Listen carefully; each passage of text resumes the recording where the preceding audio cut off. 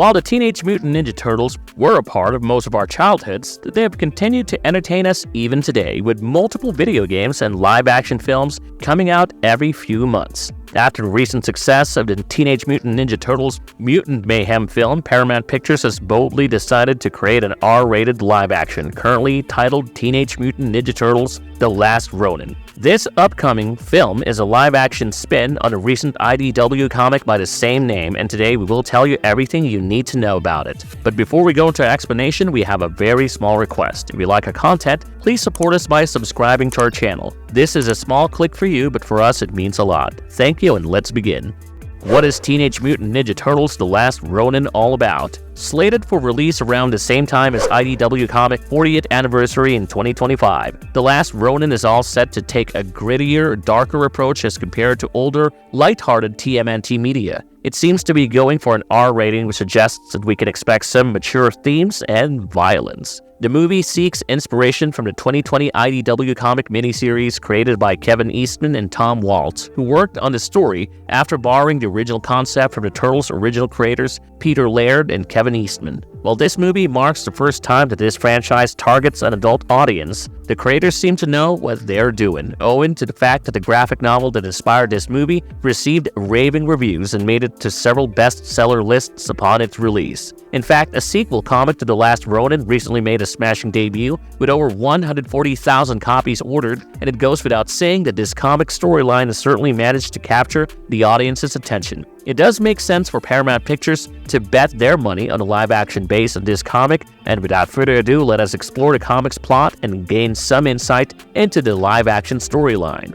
What can we expect from the movie's plot? Spoiler alert! The story kicks off in the distant future, where New York City is no longer a safe space for humans or mutants. In this dystopian setting, it is soon revealed that Oroku Hiroto had taken over the city and that he ruled it with an iron fist and spread his agenda of fascism and totalitarianism. Just to jog our memories, Oroku Hiroto was the grandson of the legendary Shredder, who had a notorious reputation as one of the most fiercest adversaries the Ninja Turtles had ever faced. Over the years, Shredder's adopted daughter Karai had a son named Oroku Hiroto, who went rogue and rose to great heights in the criminal underworld of New York City, while also managing the Foot Clan. During his reign of terror, Hiroto killed all but one Ninja Turtle, whose identity is kept hidden for the most part of this comic. Visions of his brother's death haunted this surviving turtle, and he often suffered from hallucinations related to this traumatic incident. Eventually, this turtle found himself at a point where he was determined to find Hiroto and end his tyranny ever if it meant he had to single-handedly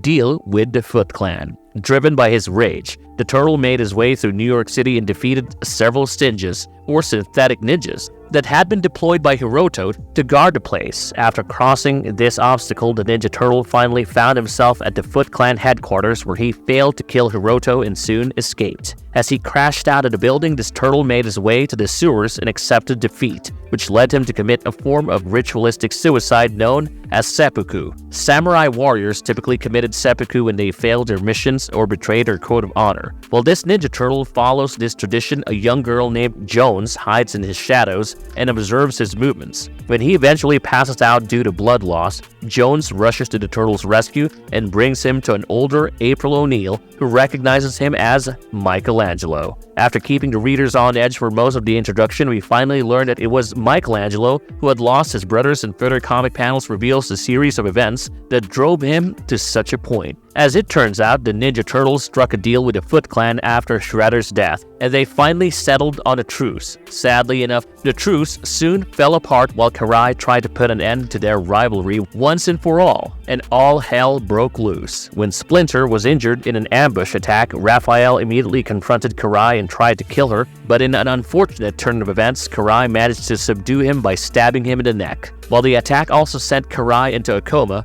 Raphael was dead, and Baxter Stockman then sent a team to capture Professor Honeycutt when Leonardo and Casey Jones put up a defensive front against Baxter's ambush. They were soon killed off as well. and the Foot Clan then directed their attention towards Donatello and Splinter to kill them as well. Now that all of his brothers had been killed, Michelangelo decided to seek refuge elsewhere, and he had left New York City with nothing but Splinter's journal to keep him company. Even though he had moved away physically, his heart was still left behind in New York City, and he soon realized that he had to go back to kill Hiroto and avenge his brothers' deaths. This event inspired the name of the comic, The Last Ronin, as Michelangelo accepted his duty to avenge his brothers as the Ronin, a term used for the last surviving member of the Hamato family. As the flashback ends, the story returns to the present day. Michelangelo caught up with April and her daughter, Casey Jones, who reveals herself as part of a resistance group trying to overthrow the Foot Clan. Soon enough, Michelangelo works alongside Casey despite her inexperience in combat, and the resistance stirs up a bit of trouble. Their actions soon catch Hiroto's attention as he places the entire city under martial law, while Casey comes up with a grand plan to attack Baxter Stockman's fortress. She hopes to gather enough forces to disable Baxter's technology, which would leave the Foot Clan stranded. Soon enough, Casey is accompanied by April and Michelangelo, who come together to kill Baxter Stockman and trigger a power outage all over the city. As a result of their actions, all hell breaks loose in New York as the power outage causes a flood that could even drown April as well as the entire resistance group. In a striking finale, they scramble to save themselves, and we learn that Casey has also developed some form of a mutation as a result of her mother's exposure to the Turtles' mutagen in the past. While Casey uses her mutant abilities to manage the flood and save her mother, Michelangelo finally faces Hiroto as the comic gears up for a final face-off. While Hiroto wears a striking new suit, he soon ends up electrocuting himself to death, while Michelangelo also suffers some serious wounds by the time they stop fighting. With April and Casey rushing to his side, Michelangelo finally accepts that it is time for him to die and be reunited with his brothers, but he seems to be content with his faith after having managed to fulfill his destiny as the last Ronin. After killing Hiroto and defeating the Foot Clan, Michelangelo bids his farewell, while Casey plans for the future and even takes it upon herself to raise a new generation of Ninja Turtles.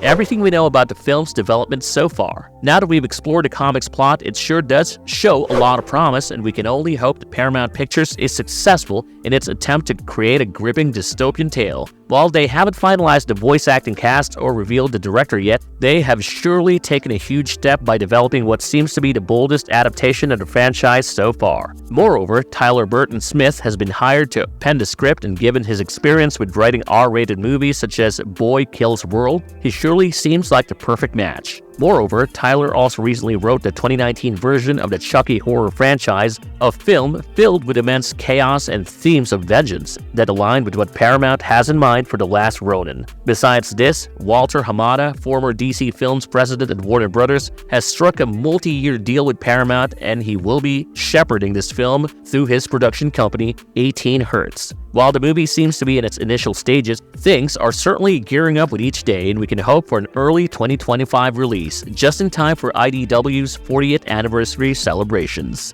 Marvelous verdict. To sum things up, this movie certainly holds a whole lot of promise, especially after Paramount Pictures' decision to advertise it as an R-rated live action. Moreover, the Last Ronin comics have a solid, gripping plotline, which makes us even more eager to witness the story come to life on the big screen. If you like the content, don't forget to leave a like and subscribe to us if you haven't already. Have a good one and be safe. Thanks, everyone.